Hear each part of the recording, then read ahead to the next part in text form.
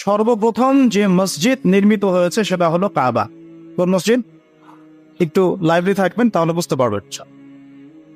এই কাবা নির্মাণের 40 বছর পর দ্বিতীয় যে মসজিদটা নির্মিত হয়েছে সেটা হলো আল আকসা। কত বছর পরে? মাত্র 40 বছর। এই আল আকসাই পৃথিবীর ইতিহাসের দ্বিতীয় মসজিদ। অগণিত নবী রাসূল এখানে জন্ম নিয়েছেন, এই বাইতুল মুকাদ্দাসে এখানে বেড়ে উঠেছেন। এই জায়গা কেন্দ্র করে তারা বিশ্বকে শাসন করেছেন, দাওয়াতি কাজ করেছেন, আল্লাহ তাওহীদের বাণী প্রচার করেছেন। এই আল আকসাই হচ্ছে নবী ইব্রাহিম আলাইহিস সালামের হিজরতের জায়গা। আমি শুধু মূল পয়েন্টসগুলো টাচ করছি, আপনাদের বিস্তারিত আপনারা পড়ে নেবেন। এই আল আকসাই হচ্ছে নবী ইব্রাহিম আলাইহিস সালামের হিজরতের জায়গা। তিনি থাকতেন ব্যাবিলনে, ইরাকের বাবেল শহরে। সেখান থেকে মূর্তি পূজারী পরিবার ত্যাগ করে তিনি চলে গিয়েছিলেন এই আল আকসায়, জেরুজালেমে। ওই জায়গাকে তখন বলা হতো শাম। এখন ওই জায়গাকে শামই বলা হয়, কিন্তু এখন শাম বলতে আমরা বেসিক্যালি সিরিয়াকে বুঝি। কিন্তু আসলে শাম শব্দ দিয়ে এই সিরিয়া শুধু না, প্যালেস্টাইন, লেবানন, জর্ডান, সিরিয়া পুরো জায়গাটাই শামের অন্তর্ভুক্ত। আগে ওই জায়গাকে বলা হতো কেনান। কি বলা হতো?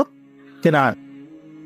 তো ইব্রাহিম আলাইহিস সালাম যখন সেখানে হিজরত করেন, সেখানে তাকে কেন্দ্র করে একটা প্রশস্ত নববী আদর্শ, তাওহীদের প্রতিষ্ঠা, একটা নববী রুহানি পরিবেশ গড়ে ওঠে। এবং ইব্রাহিম আলাইহিস সালামের দুজন স্ত্রী ছিলেন, সারা আলাইহিস সালাম এবং হাজারা আলাইহিস সালাম। সারা আলাইহিস সালাম তার সাথে ওখানে থাকতেন, ওই কেনানে, অর্থাৎ বাইতুল মুকাদ্দাসের কাছাকাছি। আর আরেক স্ত্রী হাজারা আলাইহিস সালাম থাকতেন এই মক্কায়, কাবায়, যাকে কেন্দ্র করে এখানে একটা সভ্যতা গড়ে ওঠে, যেটা আপনারা জানেন ইসমাইল আলাইহিস সালামের কুরবানি। এবং এই বংশেই নবী সাল্লাল্লাহু আলাইহি ওয়াসাল্লামের একজন দাদা আছেন, তার নাম হলো আদনান। আবু তো আদনান না, আদনান। এবং এই আদনান কেন্দ্র করে ওখানে আদনানি আরব বলে একটা ট্রাইব চালু আছে। ওখানে আরবের অনেকগুলো ধারা আছে, আরবে আরিবা, আরবে বাইদা, আরবে মুস্তারিবা। এভাবে আস্তে আস্তে একটা পর্যায়ে গিয়ে আদনানি আরব একটা আরব দেখা যায়। এই বংশের একজন মহাপুরুষের নাম হলো ইসমাইল আলাইহিস সালাম। এই বংশেরই ইসমাইল আলাইহিস সালাম থেকেই আস্তে আস্তে আস্তে আস্তে এদিকে আস। আর এই আদনানি আরব যারা, তাদের বংশেই শেষ নবী মুহাম্মদ সাল্লাল্লাহু আলাইহি ওয়াসাল্লামের জন্ম হয়েছে। কারণ এই বংশেই হচ্ছে বনু হাশিম এবং কুরাইশদের মধ্যে একটা ট্রাইব বনু হাশিমের মধ্যে আমাদের প্রিয় নবী মুহাম্মদ রাসূলুল্লাহ সাল্লাল্লাহু আলাইহি ওয়াসাল্লামের জন্ম হয়েছে। তো এখানে একটা ট্রাইব দেখছি আমরা মক্কায়, আরেকটা ট্রাইব দেখছি আমরা কেনানে, যেটাকে আমরা বলছি বাইতুল মুকাদ্দাস। ওইখানে ইব্রাহিম আলাইহিস সালামের আরেক সন্তান বেড়ে উঠতে লাগলেন, তার নাম হচ্ছে ইসহাক আলাইহিস সালাম। ইসহাক আলাইহিস সালামের যে সন্তান, তার নাম হলো ইয়াকুব আলাইহিস সালাম। আর ইয়াকুব আলাইহিস সালামের আরেকটা নাম হচ্ছে ইসরাইল। ইয়াকুব আলাইহিস সালামের আরেক নাম হলো ইসরাইল, এবং এই ইসরাইল নাম থেকেই পরবর্তীতে এই বংশের নাম হয়েছে বনু ইসরাইল। ঠিক আছে? এই বনু ইসরাইলের মধ্যে আল্লাহ পাকের প্রেরিত বেশিরভাগ নবী এসেছে। বলা হয় 1,24,000, কোন জায়গায় পাওয়া যায় 2,24,000। কোরআনে আছে 25 জন নবীর নাম। স্পেসিফিকলি কত আল্লাহ ভালো জানেন। আল্লাহ পাক বলেছে ওয়ালিকুল্লি কওমিন হাদ, আমি প্রত্যেক কওমেই হেদায়েত দেওয়ার জন্য নবী রাসূল প্রেরণ করেছি। এটার সংখ্যা আল্লাহ পাক জানেন, আমরা জানি না। তবে এতটুকু জানি, বেশিরভাগ নবী রাসূল এসেছেন এই বনু ইসরাইলের মধ্যে। এখন এটাই সেই জায়গা যেখানে বনু ইসরাইলরা বেড়ে ওঠে, তাদের সভ্যতা বিকাশ লাভ করে।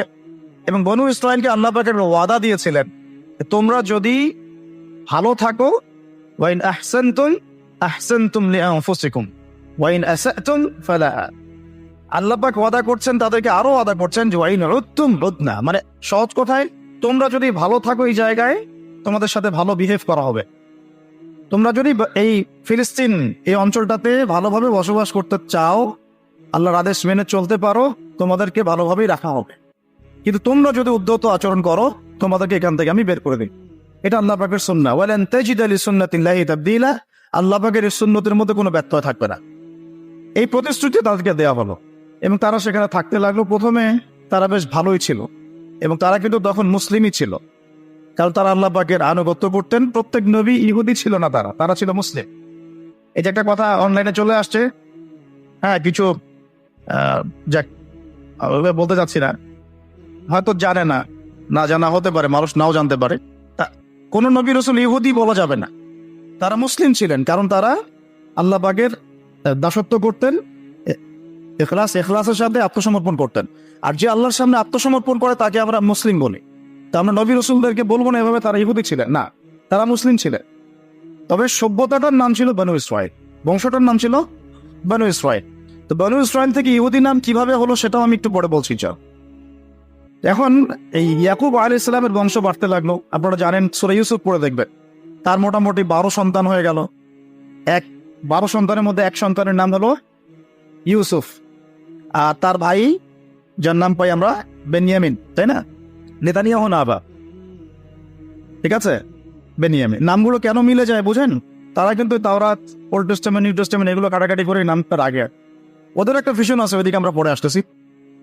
এখন এই ইয়াকুব আলাইহিস সালামের যে কওম, যে ট্রাইব, তার যে সন্তানরা, ওই সৎ ভাইদের গল্প আপনারা জানেন, সূরা ইউসুফ বিস্তারিত পড়লে দেখবেন যে তারা দুর্ভিক্ষের কবলে পড়ে সেখান থেকে মিশরে আসে। মিশরে কিভাবে আসলো তারা? আচ্ছা, তার আগে আপনাদেরকে একটা শব্দ বলি, সেটা হলো হোলি ল্যান্ড। এই শব্দটাকে মাথায় রাখবেন, হোলি ল্যান্ড।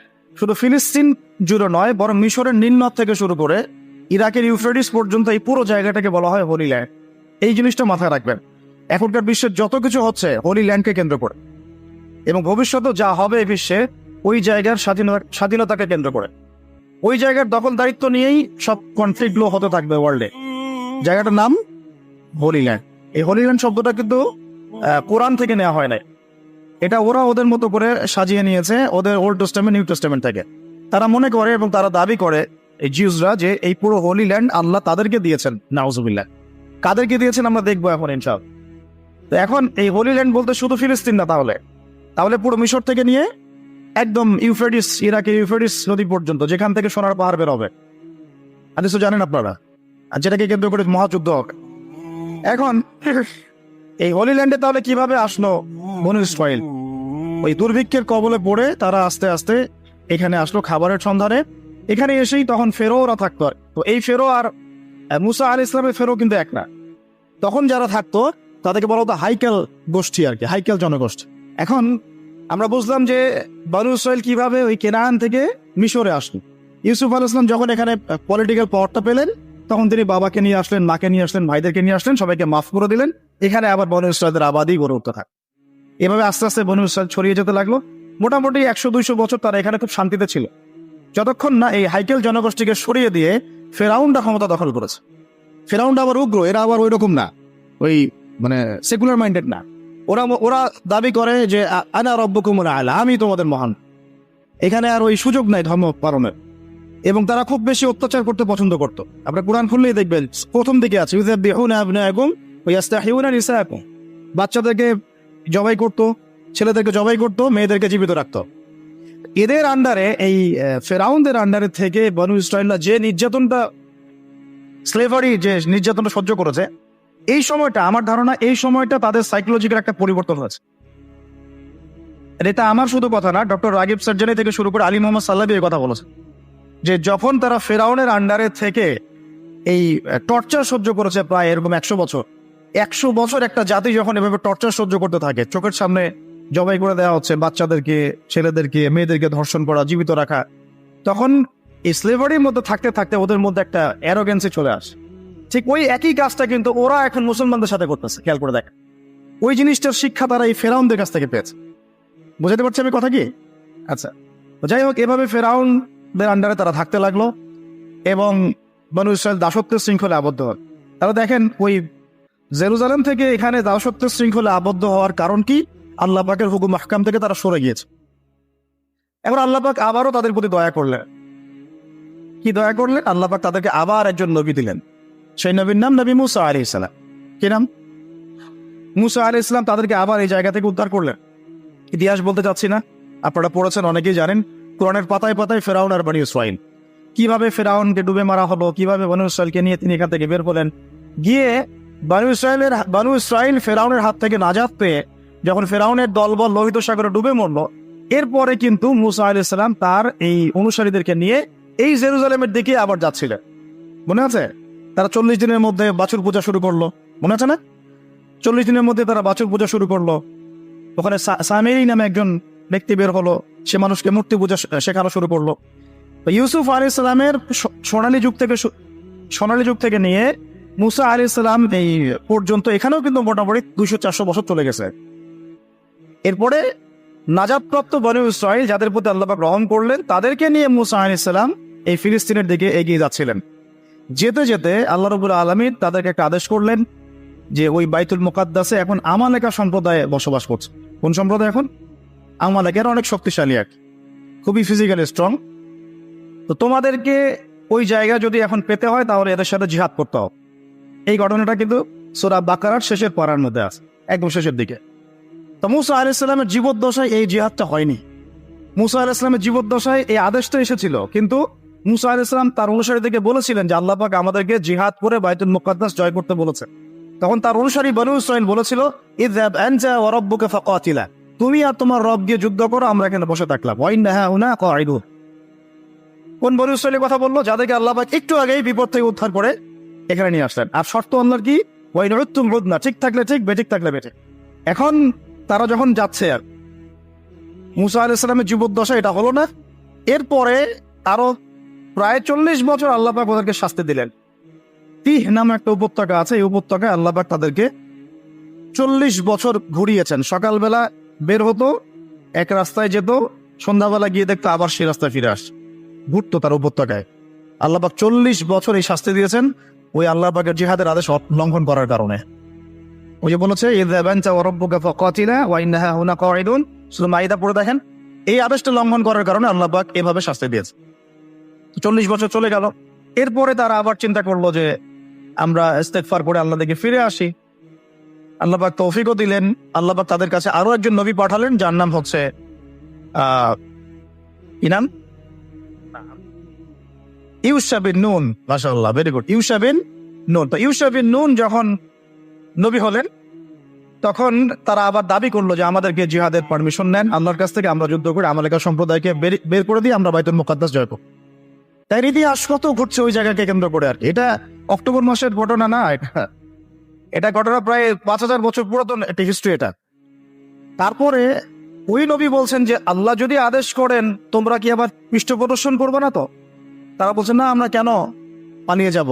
আমাদের সন্তানদেরকে হত্যা করা হচ্ছে, ইত্যাদি ইত্যাদি, বাড়িঘর থেকে উচ্ছেদ করা হচ্ছে, আমরা কেন জিহাদ করব? ওয়ামা লানা আল্লা নুকাতিলা ফি সাবিলিল্লাহ ওয়া ক্বাদ উখরিজনা মিন দিয়ারিনা ওয়া আবনাইনা, সূরা বাকারার শেষের দিকে পড়ে দেয়। তো এখন আল্লাহ পাক যখন আদেশ করলেন, তখন তারা বলছে আমরা এই নেতাকে মানি না। আল্লাহ পাক একজন নেতা নিযুক্ত করলেন, যার নাম হচ্ছে তালুত। যার নাম তালুত। তো তালুতকে তারা মানতে চাচ্ছে না, কারণ কিভাবে তালুত নেতা হতে পারে? ওর তো সম্পদও নাই, ওর তো স্ট্যাটাসও নাই। আমাদের মানে পরিবেশে নেতা হওয়ার মানদণ্ড যা আর কি, সম্পদ থাকতে হয়, স্ট্যাটাস থাকতে হয়। আল্লাহ পাক বললেন যে আমি তাকে দুটো গুণ দিয়েছি, নেতৃত্বের আমি তাকে স্পেশাল দুটো গুণ দিয়েছি। ওয়াজাদাহু বাসতাতান ফিল ইলমি ওয়াল জিসমি, আল্লাহ পাক তাকে জিসম এবং ইলম দিয়েছেন। সুবহানাল্লাহ। নেতৃত্বের গুণাবলী কি পেলাম আমরা এখন? জিসম মানে ফিজিক্যালি সুস্থ থাকতে হবে এবং শারীরিকভাবে শক্তিশালী হতে হবে এবং ইলম থাকতে হবে। এখন এসবের দরকার হয় না, দরকার হয় এখন খালি দরকার হয় কার চরিত্র ফুলের মতো পবিত্র। That's all. যাই হোক, ওইদিকে যাচ্ছি না। আর কিছু বিষয় নিয়ে কথা বলার রুচি হয় না আমার, এটা তার মধ্যে একটা। তো এখন আসুন, ইউসুফ বিন নুনের আন্ডারে তালুত সেনাবাহিনী নিয়ে এগিয়ে গেলেন বাইতুল মুকাদ্দাসের পণে। বাইতুল মুকাদ্দাসকে জয় করার জন্য আল্লাহ পাক পরীক্ষা নিলেন যে এই নদী পার হওয়ার জন্য একটা শর্ত, নদী পার হবে, পানি খেতে পারবে না। যারা পানি পান করবে তারা আমার সাথে যুদ্ধ করতে পারবে না। তো তাফসীরের কিতাবে আসছে যে মাত্র 313 জন পানি পান করে নাই, বাকি সবাই পানি পান। মাত্র 313 জন পানি পান করে নাই, বাকি সবাই পানি পান করছে। এখন তালুত এই 313কে নিয়ে এগিয়ে গেলেন বাইতুল মুকাদ্দাসের দিকে। যুদ্ধ চলতে লাগলো। যুদ্ধের মধ্যে দাউদ আলাইহিস সালাম ছিলেন সেনাবাহিনীতে একজন, তখন তার বয়স মাত্র 15-16 হবে। তো ওই দিক থেকে আসছে একজন সেনা আমালেকা সম্প্রদায়ের, তার নাম জালুত। সে খুবই শক্তিশালী, একজনই একাই সে 10 জনের সাথে লড়তে পারে। এদিক থেকে মাত্র একজন ছোট কিশোর দাউদ আলাইহিস সালাম, যিনি তালুতের সেনাবাহিনীর মধ্যে আছে, উনি কিন্তু এখনো নবী নন, ঠিক আছে, উনি কিন্তু এখনো নবুয়ত পান নাই, সেনাবাহিনীর মধ্যে আছে। একটা গুলতি নিক্ষেপ করে তালুতের এক চোখকে তিনি ফুটা করে ফেললেন, সরি জালুতের এক চোখে ফুটা করে ফেললেন। কে? দাউদ আলাইহিস সালাম। দাউদ আলাইহিস সালাম মাত্র একটা গুলতি দিয়ে জালুতের বর্ম পরা ছিল, শুধু চোখ দেখা যাচ্ছিল, ওই চোখ বরাবর নিশানা করে তার চোখটাকে ফুটা করে ফেললেন। এতে করে জালুত মারা গেল এবং জালুতের মৃত্যু দেখে ওই আমালেকা সম্প্রদায় ভয়ে কাঁপতে লাগলো। মাত্র 313 নিয়ে তালুত এই বাইতুল মুকাদ্দাস জয় করলেন। বাইতুল মুকাদ্দাস জয় করার দিনে আসরের ওয়াক্ত হয়ে যাচ্ছিল, সূর্য ডুবে যাচ্ছিল। তখন তালুত আল্লাহর কাছে দোয়া করেন, এই নবী এবং তালুত তারা সবাই মিলে এই 313 জন আল্লাহর কাছে দোয়া করেন, আল্লাহ আমাদেরকে একটু সময় দান করেন, বরকত দান করেন, যাতে করে আমরা যুদ্ধটা শেষ করতে পারি, আজকে আমরা যেন ওখানে প্রবেশ করতে পারি। আল্লাহ রাব্বুল আলামিন সুবহানাল্লাহ এই সূর্যের ঘূর্ণনটাকে থামিয়ে দিলেন। ইতিহাসে এটা একবার হয়েছে, কোরআন সাক্ষী আছে, হাদিসে সাক্ষী আছে, দলিল আছে। এটা কিন্তু দাজ্জালের সময় হবে কিনা আল্লাহ ভালো জানেন, কারণ তখন কিন্তু প্রথম দিনটা 1 বছরের সমান হবে। কিভাবে একটা দিন 1 বছরের সমান হতে পারে আমাদেরকে ভাবতে হবে। তো এটা হয়েছে হিস্ট্রিতে একবার, সূর্যের ঘূর্ণন আল্লাহ থামিয়ে দিয়েছেন, তারা যুদ্ধ করেছে, বাইতুল মুকাদ্দাস জয় করেছে। কারা এরা? এরা বনু ইসরাঈল, তালুতের বাহিনী, ইউশা বিন নুনের উত্তরসূরি, এবং এইখানে আছে দাউদ আলাইহিস সালাম। তারপরে দাউদ আলাইহিস সালাম সেখানে নবী হলেন। তার আগে বনু ইসরাঈল ভালোভাবেই চললো, কোনো সমস্যা করে নাই। এরপরে দাউদ আলাইহিস সালাম যখন ক্ষমতায় আসলেন, নবুয়ত পেলেন, তাকে 40 বছর আল্লাহ পাক ওই জায়গা থেকে বিশ্ব শাসন করার অধিকার দিয়ে দিলেন। তাহলে বাইতুল মুকাদ্দাস এবং আল আকসার ওই জায়গা থেকে 40 বছর বিশ্ব শাসন করেছেন দাউদ আলাইহিস সালাম। এবং তার শাসনটা এত সমৃদ্ধ ছিল যে তিনি যখন জাবুর তেলাওয়াত করতেন, তখন এই যে পাখি, মাছ, এগুলো সবাই কাছাকাছি চলে আসতো শোনার জন্য। আল্লাহ পাক তাকে স্পেশাল অনেকগুলো ক্ষমতা দিয়েছেন, যেমন লোহা, তামা, এগুলোর উপর একটা কর্তৃত্ব দিয়েছেন। যেভাবে ইচ্ছা তিনি এটাকে পুরাতে ফেরাতে পারতেন, অস্ত্র শস্ত্র বানাতে পারতেন। আল্লাহ পাক অনেক মর্যাদা দিয়েছেন তাকে, দাউদ আলাইহিস সালাম। আর দাউদ আলাইহিস সালাম সম্পর্কে আরেকটা হাদিস আপনাকে বলে দেই যে আদম আলাইহিস সালাম কিন্তু তার সন্তানদের সবাইকে দেখেছেন, সব সন্তান থেকে তার সামনে আমাদের সবাইকে দেখেছেন তিনি। আপনি আপনি আপনি আমি সবাই, সবার মানে প্রতিবিম্ব, এবং সে পিঁপড়ার আকৃতিতে আল্লাহ রাব্বুল আলামিন, এবং এটা তিনি সবাইকে দেখেছেন। এবং একজনকে দেখে তার খুব পছন্দ হয়েছে, খুব ভালো লেগেছে, মিষ্টি, খুব ভালো লেগেছে, আকর্ষণীয়। জিজ্ঞাসা করেছেন, আল্লাহ আমার এই সন্তানের নাম কি? আল্লাহ পাক বলেছেন তার নাম দাউদ। তার হায়াত কত? আল্লাহ পাক বলছে 60 বছর। তখন তিনি বলছেন আদম আলাইহিস সালাম, আল্লাহ আমার হায়াত থেকে 40 বছর তাকে দিয়ে। দাউদ আলাইহিস সালাম 100 বছর বেঁচে ছিলেন। দাউদ আলাইহিস সালাম সম্পর্কে আরেকটা আয়াত আছে কোরআন, এটা স্পেশাল। আল্লাহ পাক দুজনকেই, মাত্র 2 জন নবীকে আল্লাহ পাক কোরআনে খলিফা বলেছেন। যদিও প্রত্যেক নবী আল্লাহর খলিফা এবং প্রত্যেক ন্যায়পরায়ণ শাসক আল্লাহর খলিফা, কিন্তু আল্লাহ পাক স্পেশালি 2 জন নবীকে খলিফা বলে সম্বোধন করেছেন। একজন হচ্ছেন আদম আলাইহিস সালাম, আরেকজন দাউদ আলাইহিস সালাম। এগুলো মিলাবেন। খলিফার কাজ আমি অনেকদিন বলেছি, খলিফার কাজ হচ্ছে ইন্না জাআলনাকা খলিফাতান ফিল আরদ, আমি তোমাকে পৃথিবীতে খলিফা করেছি, ফাহকুম বাইনান নাসি বিল হক, মানুষের মাঝে হকের মানদণ্ডে বিচার ফয়সালা করো। ন্যায় বিচার করা হচ্ছে খলিফার কাজ। যে সমাজে ন্যায় বিচার করে সে আল্লাহর খলিফা, যে করে না সে শয়তানের খলিফা। সিম্পল। ফাহকুম বাইনান নাসি বিল হক ওয়া লা তাত্তাবি'ল হাওয়া, নিজের প্রবৃত্তির অনুসরণ করো না। ইউদিল্লাকা আন সাবিলিল্লাহ, তাহলে আল্লাহর পথ থেকে এটা তোমাকে সরিয়ে নিয়ে যাবে। ইন্নাল্লাযীনা ইউদিল্লুনা আন সাবিলিল্লাহ লাহুম আযাবুন শাদীদ, যারা আল্লাহ পাকের পথ থেকে বিচ্যুত হয়ে যায় এদের জন্য মর্মান্তিক শাস্তি অপেক্ষা করছে। বিমা নাসু ইয়াউমুল হিসাব, যেহেতু কিয়ামতের হিসাবের দিন তারা ভুলে গেছে। দাউদ আলাইহিস সালামের পরে সাকসেসফুলি আরো 40 বছর এই বিশ্বটাকে শাসন করেছেন ফ্রম জেরুজালেম তার ছেলে সুলাইমান আলাইহিস সালাম, এবং তার শাসনটা তার বাবার চেয়ে আরো সুপিরিয়র ছিল।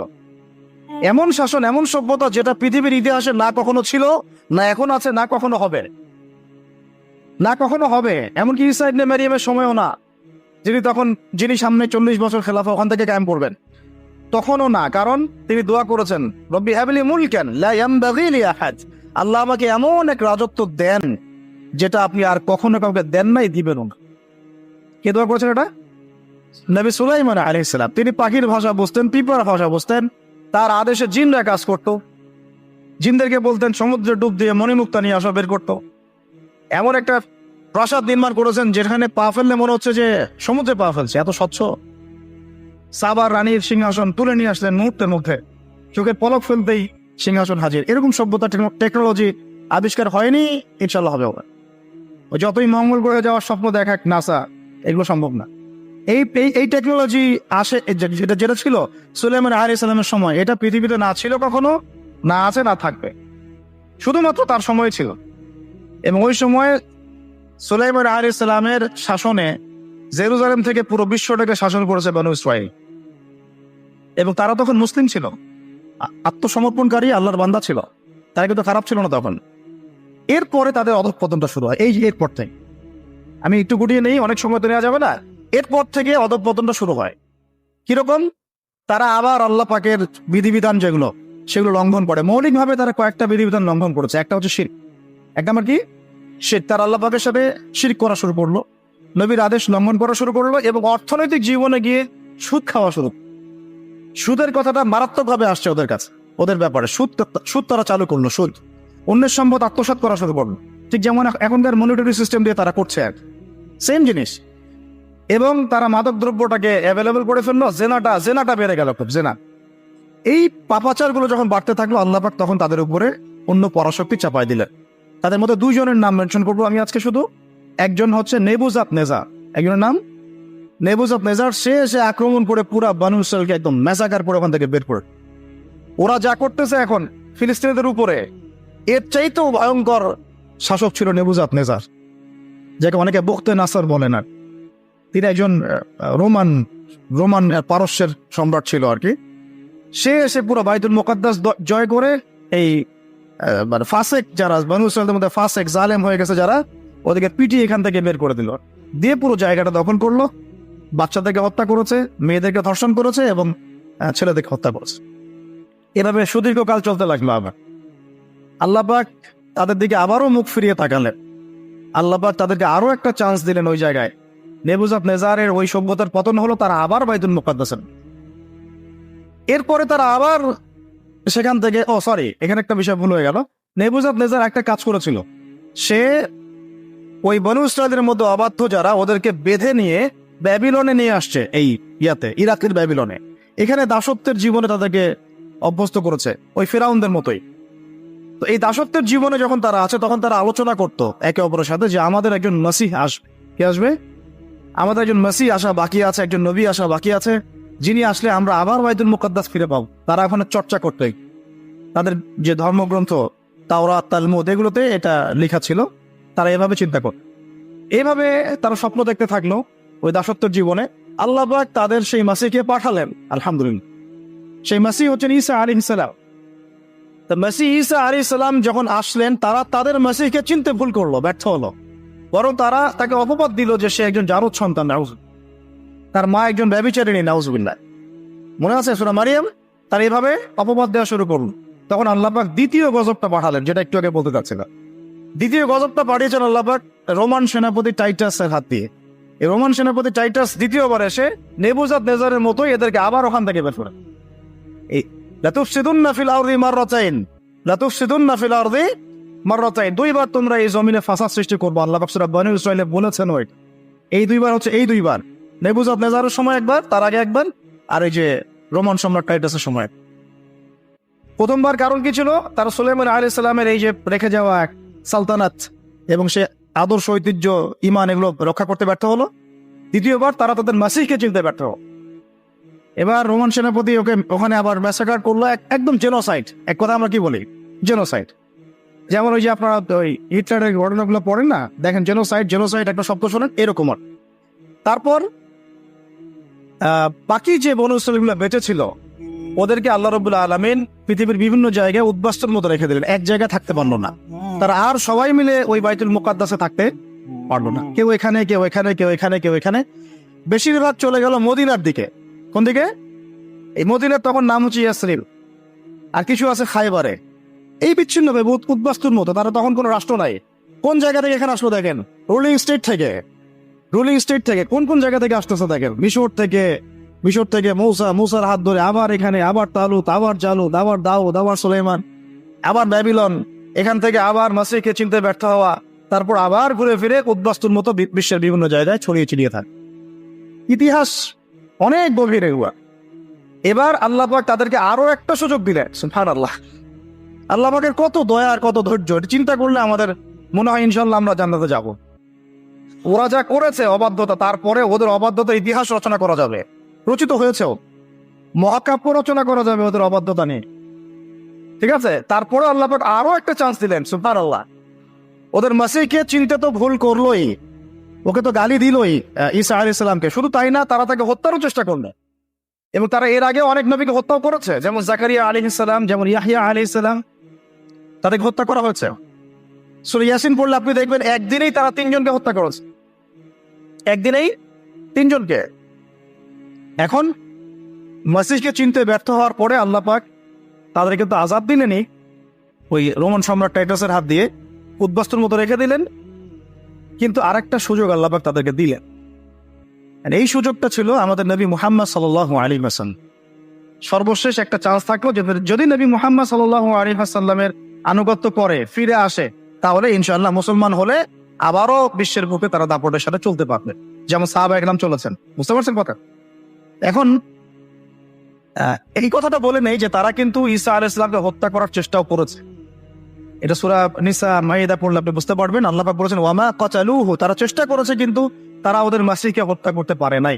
ওয়ামা সালাবুহু, তারা তাকে ক্রুশবিদ্ধ করতে পারে নাই। বাল রাফাআহুল্লাহু ইলাইহি, বরং আল্লাহ পাক তাকে তার কাছে উঠিয়ে নিয়েছে। ওয়ালাকিন শুববিহা লাহুম, কিন্তু তাদের মনে হয়েছিল যে তারা তাকে হত্যা করেছে। তারা মনে করে তারা ঈসা আলাইহিস সালামকে হত্যা করেছে। ঠিক আছে, তারা মনে করে তারা ঈসা ইবনে মারইয়ামকে হত্যা করেছে, তারা সফল হয়েছে, এবং তারা এটাকে ফখর করে বলে যে ইন্না কাতালনাল মাসিহা ঈসা ইবনে মারইয়াম রাসূলুল্লাহ। সূরা নিসা মাইদা পড়ে দেয়। আল্লাহ বলছেন না, তোমরা হত্যা করো নাই, ক্রুশবিদ্ধ করতে পারো নাই, বরং আল্লাহ পাক তাকে উঠিয়ে নিয়েছে। তখন ঈসা আলাইহিস সালামের অনুসারী যারা ভালো ছিল তাদেরকে বলা হয় নাসারা। কি বলা হয়? নাসারা। তখন বনু ইসরাঈল 2 ভাগে ভাগ হয়ে গেছে। একটা এই যে বনু ইসরাঈল নাম থেকে ইহুদ হয়ে গেল কেন? ওই যে মাসিহকে চিনতে ব্যর্থ হলো তাই, মাসিহকে হত্যার চেষ্টা করলো তাই। এরপর থেকে ওদেরকে আর বনু ইসরাঈল বলা হয় নাই, বলা হচ্ছে ইহুদ। কি বলা হচ্ছে? ইহুদ। আরেকটা সুযোগ নবী সাল্লাল্লাহু আলাইহি ওয়াসাল্লাম ছিলেন, যখন নবী সাল্লাল্লাহু আলাইহি ওয়াসাল্লাম কেউ চিনতে ব্যর্থ হলো, তখন তাদেরকে বলা হলো মাগদুবি আলাইহিম ওয়ালাদ-দাল্লিন, অভিশপ্ত বলা হলো। তারপরে ইহুদ থেকে বলা হলো কি? মাগদুব, অভিশপ্ত। অভিশপ্ত হলো তখন। আগে নাম ছিল বনু ইসরাঈল, মাসিহকে চিনতে ব্যর্থ হওয়াতে নাম হয়ে গেল কি? ইহুদ। আবার নবী সাল্লাল্লাহু আলাইহি ওয়াসাল্লাম কেউ চিনতে ব্যর্থ হওয়াতে নাম হলো মাগদুব। মাগদুব মানে কি? অভিশপ্ত। এই যে আমরা প্রত্যেক নামাজে পড়ি না, গায়রিল মাগদুবি আলাইহিম ওয়ালাদ-দাল্লিন, আল্লাহ আমাদেরকে মাগদুবদের পথে নিও না আর দল্লিনদের পথে নিও না। মাগদুব ইজ ইকুয়াল টু ইহুদ, আর দল্লিন ইজ ইকুয়াল টু নাসারা, খ্রিস্টান। তো এখন আমরা বাংলাদেশের মাটিতে শুনি যে তারা নাকি মুশরিক ছিল না, আল্লাহ পাক বলছেন তারা মাগদুব। আর বাংলার মাটিতে অনেকে বলেন, অনেক নামধারী স্কলার, তারা বলেন স্কলারশিপ অফ ইসলাম, তারা বলছেন যে ইহুদিরা মূর্তি পূজা করতো না, মুশরিক ছিল না। আর যে এখানে আমরা বলেন নাউজুবিল্লাহ, আল্লাহ পাক বলেছেন মাগদুব, অভিশপ্ত। তো ওইটা আমার টপিক না, ওইদিকে আমি যাচ্ছি না, আমি আলোচনা শেষ করে দিচ্ছি, 5 মিনিট সময় নিচ্ছি। এখানে আপনি দেখেন প্রথম চান্সটা কি ছিল? ফিরে আসার, মাসিহকে চিনতে পারলো না। দ্বিতীয় চান্স হচ্ছে নবী সাল্লাল্লাহু আলাইহি ওয়াসাল্লাম ইতাআত, সেটা করলো না। কিভাবে? মদিনায় বসে আছে তারা, আল্লাহর নবী 13 বছর মক্কায় দাওয়াত দিয়ে আসলেন, মনে আছে? 13 বছর মক্কায় দাওয়াত দিয়ে আসলেন, নিজে তিনি হিজরত করে আসলেন ইহুদিদের দরজায়। এমন না যে তারা গিয়েছে মক্কায়, ব্যাপারটা কেমন? বরং নবী সাল্লাল্লাহু আলাইহি ওয়াসাল্লাম 13 বছর মক্কায় দাওয়াতি কাজ করে হিজরত করে, এই মক্কা 13 বছর তো কি হয়েছে আপনারা জানেন, প্রচন্ড কষ্ট, নির্যাতন, নিপীড়ন সহ্য করে গুটি কয়েক সাহাবীকে নিয়ে তিনি চলে আসলেন কোথায়? মদিনায়। এই মদিনায় বসবাস করছে বাকি ইহুদিরা, বনু কুরাইজা, বনু কাইনুকা, বনু নাজির আর খায়বারের মধ্যে কিছু। এই এতটুকু বাকি আছে ওদের পৃথিবীতে, আর কিন্তু নাই। ওই রুলিং স্টেট থেকে এই পর্যায়ে চলে আসছে। শেষ চান্স, নবী সাল্লাল্লাহু আলাইহি ওয়াসাল্লামের যদি আনুগত্য করে তাহলে ইনশাআল্লাহ আল্লাহ মাফ করে দিবে, বরং ডাবল নেকি দিবেন। আল্লাহ বলেছেন ওই নবীকে মানানো নেকি দিবেন, আবার এই নবীকে মানানো নেকি দিবেন। কিন্তু আল্লাহ নবী তাদের ঘরের সামনে আসলেন, তাদের কিবলাকে অনুসরণ করে 16 মাস নামাজও পড়লেন, সুবহানাল্লাহ। তাদের স্মরণে যে আশুরার সওম রাখলেন, তাই না? নাজাতে মুসা আমরা রাখলাম না সওম। কেন ওদের কিবলা ফলো করলাম? একাত্মতা পোষণ করার জন্য, যে আমরা সবাই এক, সবাই মুসলিম, প্রত্যেক নবী আল্লাহর পক্ষ থেকে আসছেন। লা নুফাররিকু বাইনা আহাদিন মির রুসুলি, এটা প্রমাণ করলাম আমরা। শুধু তাই না, ওখান থেকে মেরাজও হলো, সুবহানাল্লাহ। আল্লাহ নবীকে ওখানে নিয়ে যাওয়া হলো, সেখান থেকে মেরাজ হলো, ওখানে তিনি নবীদের ইমামতি করলেন। সমস্ত নবী ইমামতি কি করলেন? নবী মুহাম্মদ সাল্লাল্লাহু আলাইহি ওয়াসাল্লাম কোন জায়গা থেকে? মক্কা থেকে না বাইতুল মুকাদ্দাস? বাইতুল মুকাদ্দাস। তাহলে ইহুদিদের সাথে আমরা কিন্তু সত্য একদম ওদের ঘরে নিয়ে গেলাম, কিন্তু এরপরেও বনু কুরাইজা, কাইনুকা, নাজির স্বীকার করলো না। লাস্ট চান্স, গড শেষ। শুধু যে স্বীকার করলো না তাই না, বরং তারা একাধিকবার আমাদের নবী সাল্লাল্লাহু আলাইহি ওয়াসাল্লামকে হত্যার চেষ্টা করল। বনু কুরাইজার সাথে তো আপনারা জানেন কনফ্লিক্টটা কি হয়েছে, খন্দকের যুদ্ধের হিস্ট্রি আছে। বনু কাইনুকার সাথে ওই আমি অনেকদিন লেকচারে বলেছি, একজন দিনই বোনের ইজ্জতের বিনিময়ে আল্লাহ নবী সাল্লাল্লাহু আলাইহি ওয়াসাল্লাম, আচ্ছা বলি না হলে আপনারা অনেকে বুঝবেন না। বনু কাইনুকা একটা বাজার, সেখানে গিয়ে আমাদের এক মহিলা সাহাবী গিয়েছেন প্রয়োজনে, তাকে শ্লীলতাহানি করা হয়েছে। কে করেছে? এক ইহুদি।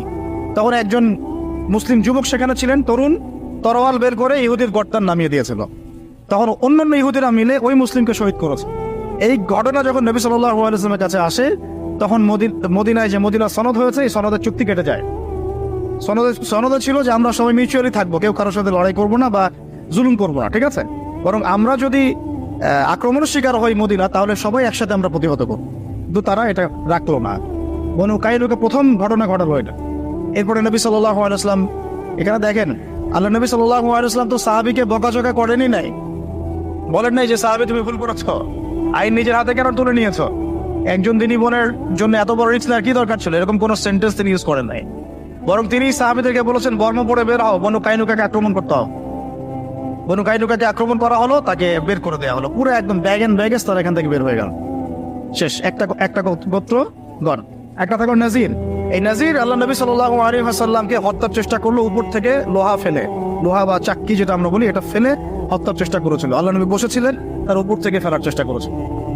এই ঘটনা কেন্দ্র করে বনু নাজিরকে নবী সাল্লাল্লাহু আলাইহি ওয়াসাল্লাম মদিনা থেকে বের করে দিলেন। দুইটা গেল গণ, একটা থাকলো বাকি বনু কুরাইজা। এ মোটামুটি সবচেয়ে বড় ছিল। এ আবার কি করলো, আবু সুফিয়ান বাহিনী, ওই যে কুরাইশ, তাদের সাথে এবং গাতাফানদের সাথে চুক্তি করলো যে খন্দকে আপনারা আক্রমণ করেন, বাইরে থেকে আমরা ভিতর থেকে আক্রমণ। ব্যাস, নবী সাল্লাল্লাহু আলাইহি ওয়াসাল্লাম এই খবর জানতে পারলেন যখন, খন্দকে বিজয়ের পর, খন্দকে যখন আবু সুফিয়ানের বাহিনী ফেরত চলে গেল, তখন তিনি বনু কুরাইজায় না গিয়ে আসরের নামাজ পড়তে নিষেধ করলেন। বনু কুরাইজার এক একটা গাদ্দারকে ধরে ধরে গর্দান নামানো হয়েছে, তারপর এখান থেকে বের করে দেওয়া হয়েছে। তিনটা গণ শেষ। আর একটা বাকি ছিল খায়বার। আর খায়বারের ঘটনা তো আপনারা জানেন যে হুদাইবিয়া সন্ধির ঠিক পরেই নবী সাল্লাল্লাহু আলাইহি ওয়াসাল্লাম খায়বার আক্রমণ করেছেন। আলী রাদিয়াল্লাহু আনহুকে পতাকা দিয়েছেন, তার হাতে খায়বার বিজয় হয়েছে। পুরো ইহুদিদের নাম ও নিশান এই আরব থেকে মিটিয়ে ফেলা হলো।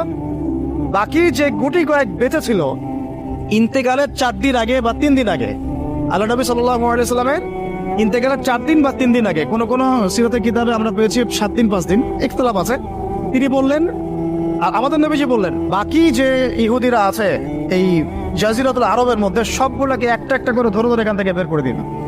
কে বললেন? আমাদের নবী সাল্লাল্লাহু আলাইহি ওয়াসাল্লাম। এরপরে নবী সাল্লাল্লাহু আলাইহি ওয়াসাল্লামের আদেশটা বাস্তবায়ন করেছেন আবু বকর সিদ্দিক, ওমর ইবনুল খাত্তাব, ওসমান বিন আফফান, আলী ইবনে আবি তালেব।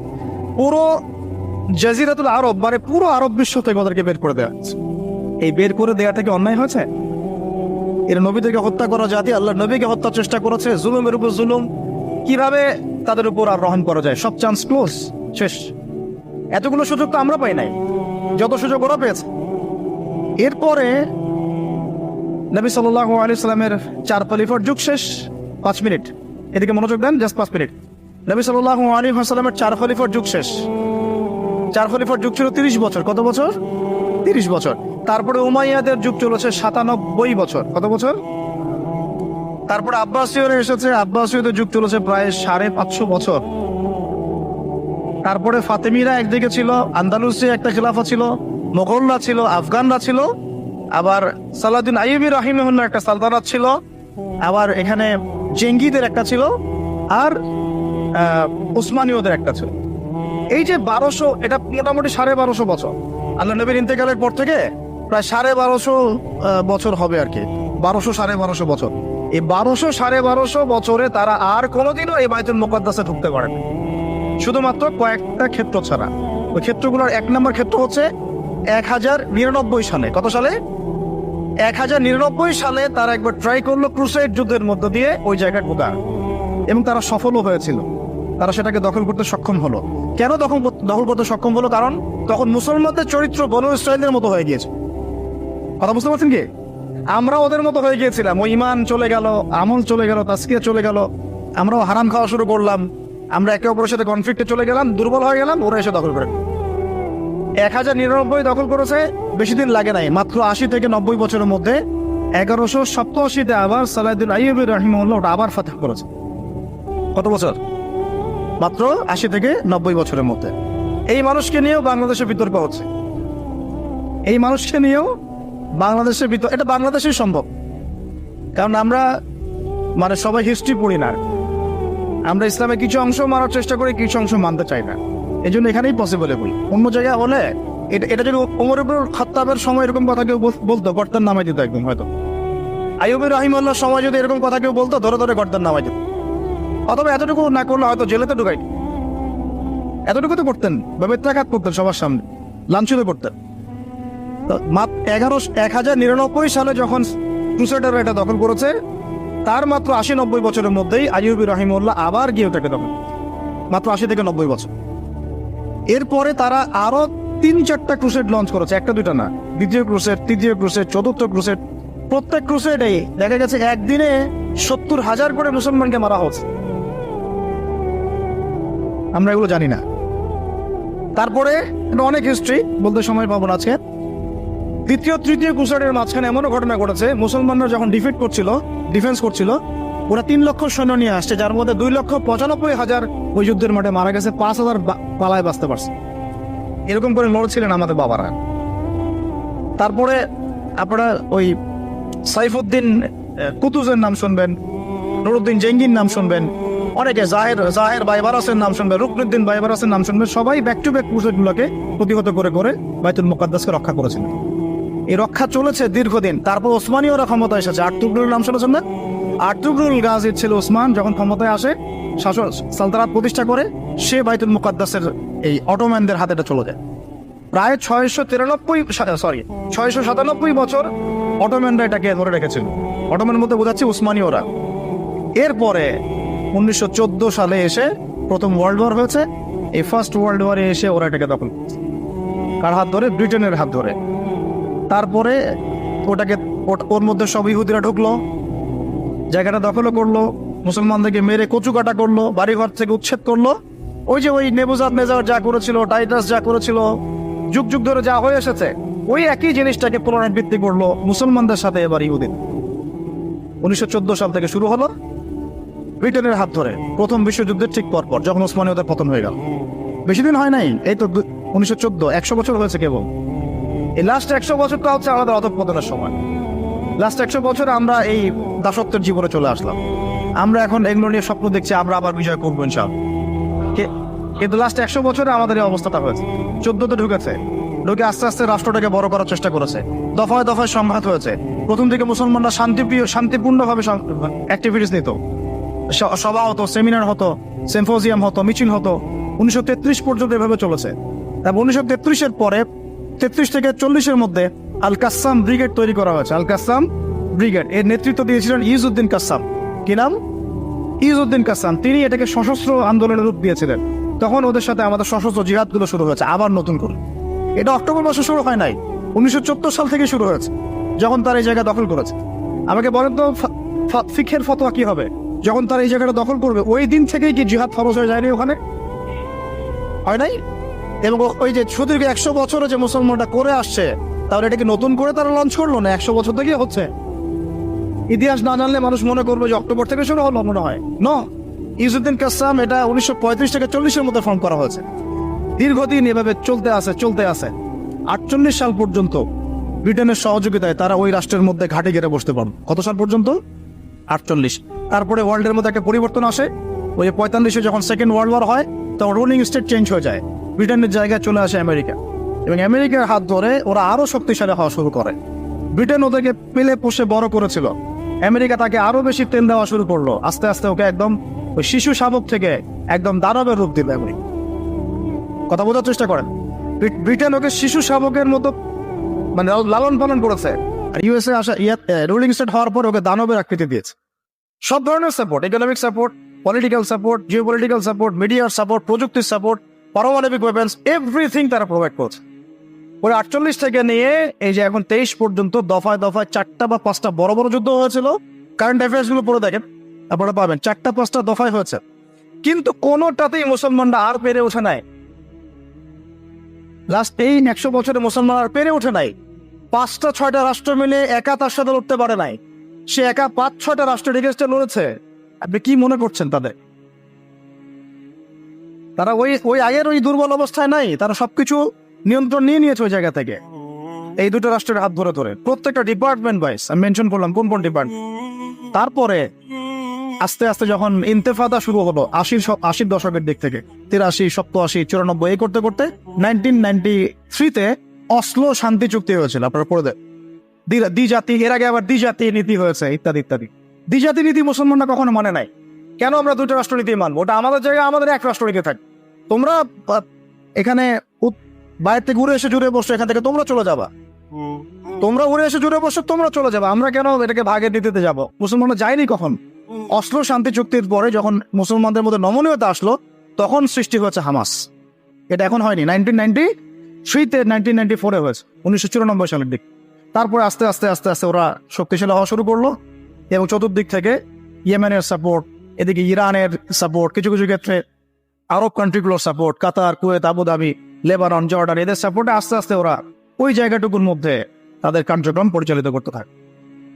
মূলত তারা মূল বিষয়টা হচ্ছে ওই জায়গাটুকু বাদ দিয়ে বাকি সব জায়গায় তারা দখল করে ফেললো। আদতে সব জায়গায় পরাধীন, শুধু ওই জায়গাটা এখন পর্যন্ত স্বাধীন। কথা কি বুঝতে পারেন? আদতে এই লাস্ট 100 বছরে তারা আরবের উপর নিয়ন্ত্রণ নিল। মাত্র এই 90 বছরে তারা মোটামুটি ভাবে 80-85% জায়গা দখল করে ফেললো। এদিকে পশ্চিম তীর বাদ দিয়ে আর গাজা বাদ দিয়ে বাকি থাকলো অল্প কিছু ল্যান্ড। এই ল্যান্ডটুকুর মধ্যে মুসলমান ভাইরা তাদের কাছে যা আছে এটা দিয়ে প্রতিহত করা শুরু। দফায় দফায় দফায় দফায় প্রত্যেক বছর রমজান মাসে হামলা হচ্ছে, মসজিদ থেকে বের করে দেয়া হচ্ছে। এখন তো দেখছেন নতুন করে হিস্ট্রিগুলো আবার মানুষের স্মৃতিতে আসছে। আমরা খুব ইতিহাস বলা জাতি, ইস্যু পাগল জাতি। একটা ইস্যু সামনে আসলে আমরা তখন চর্চা করি, তারপর আমরা ভুলে যাই আবার। ঠিক আছে, আমরা কনফারেন্স করলাম, অনেক কিছু করলাম, লেখালেখি করলাম, ফেসবুক কাঁপাই দিলাম, দেখেন আস্তে আস্তে সব ঠান্ডা হয়ে গেছে। আমরা হচ্ছে এরকম একটা জাতি। এই কারণেই আমাদের স্মৃতিতে যেন এটা জীবিত থাকে, এই জন্য প্রত্যেকটা লেকচারের মধ্যে আল-আকসা ইস্যু আসা উচিত। কেন? কারণ এটা আমাদের ফাইনাল ডেস্টিনেশন। কেমন করে বোঝাচ্ছে, এখান থেকে শেষ করে দিব 2 মিনিটে। এই যে তারা পুরো জায়গাটার উপর এত জুলুম করলো এবং মুসলমানরা তাদের জান মাল সময় শ্রম দিয়ে সর্বোচ্চ শক্তি দিয়ে প্রতিহত করার চেষ্টা করলো। আপনাদের কি মনে হয় কতগুলো মুসলমান মারা গেছে? আমি আপনাদেরকে একটা পরিসংখ্যান বলে দিই। প্রতিদিন গড়ে 2.5 জন করে মুসলমানকে মারা হয়েছে। কত লক্ষ দিনী বোনকে উঠানো হয়েছে তার ঠিক নাই। কত ভাই কারাগারে এখন নির্মম নির্যাতন সহ্য করছেন ঠিক নাই। কতজনকে গুপ্ত হত্যা করে মারা হয়েছে ঠিক নাই। কতগুলো বাচ্চাকে মারা হয়েছে তারও ঠিক নাই।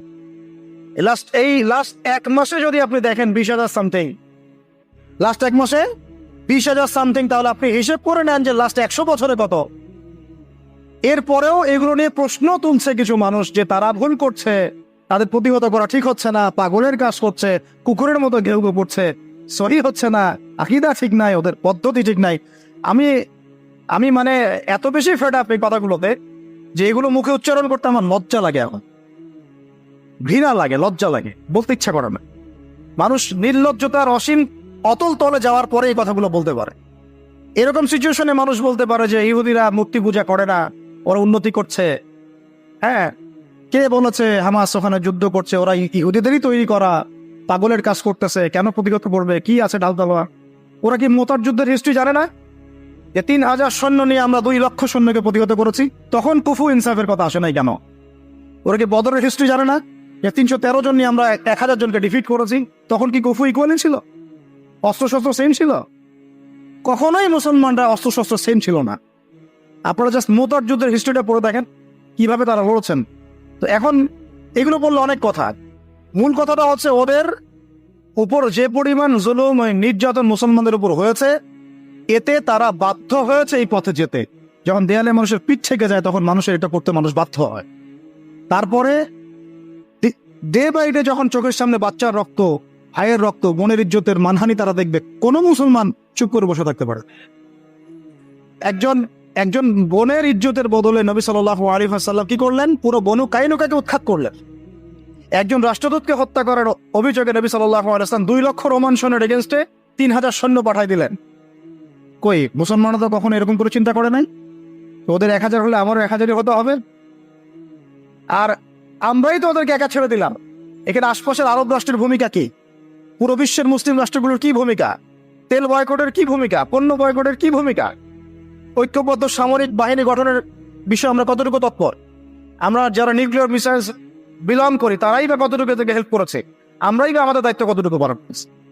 এখন যাদের কিছুই নাই শেষমেশ ঢাল তলোয়ার নিয়ে লড়তেছে, ওদেরকে আপনি আঙুল তুলে আন্ডারস্টিমেট করতে যাচ্ছেন? নির্লজ্জ হলে এটা করতে পারেন। যখন আপনার লজ্জা থাকবে না, একটা হাদিস আছে, ইদা লাম তাস্তাহি ফাসনা মা শিত, যখন তোমার লজ্জা বলতে কিছুই থাকবে না, যা ইচ্ছা তাই করতে পারো। এখন এই পর্যায়ে আসছেন আপনারা, আল্লাহ পাক আপনাদেরকে হেদায়েত দান করুন। জাতি পুরো স্পষ্ট। আমি একটা কথা বারবার বলি, আল্লাহ পাক কিছু কিছু ইস্যু পৃথিবীতে নিয়ে আসেন কাফের, ফাসেক, মুশরিক, মুনাফিক এবং মুমিন আলাদা করে দেওয়ার। এই আল-আকসা ইস্যু হচ্ছে সেই ইস্যুগুলোর মধ্যে সবচেয়ে বড় ইস্যু। এখন এই অবস্থা চলতেছে, কিন্তু এটা দীর্ঘস্থায়ী হবে না ইনশাআল্লাহ। কারণ আমরা জানি এটা চলতে থাকবে কতক্ষণ পর্যন্ত জানেন? যতক্ষণ পর্যন্ত না তাদের মাসিহ, তাদের প্রতিশ্রুত মাসিহ, যাকে তারা হত্যার চেষ্টা করেছিল, মনে আছে ঈসা আলাইহিস সালাম, তাকে হত্যা করার চেষ্টা করার কারণে আল্লাহ পাক ওদেরকে এমন একটা আযাব দিবেন, যে আযাবটা হচ্ছে মাসিহুদ দাজ্জালের হাত দিয়ে। কারা দিয়ে? আদতে আমরা দাজ্জালকে চিনবো, তারা চিনতেই পারবে না যে সে দাজ্জাল। তারা মনে করবে সেই তাদের ত্রাণকর্তা। নাসারা যারা, তারা মনে করছে খ্রিস্টানরা অপেক্ষায় আছে আমাদের একজন এন্ট্রিক্রাস্ট আসবে। ইহুদিরা এখন অপেক্ষা করছে যে আমাদের একজন মাসিহ আসবে, যাকে আমরা বলছি মাসিহ, ওরা বলছে মাসিহ, আমরা জানি দাজ্জাল। তারপরে আমরা জানি একজন মাসিহুদ দাজ্জাল আসবে, যে আসলে মাসিহ না বরং তিনটা রিলিজিয়নই কিন্তু এই ক্যারেক্টারটাকে খুব ভালো করে আমরা ফোকাস করেছি।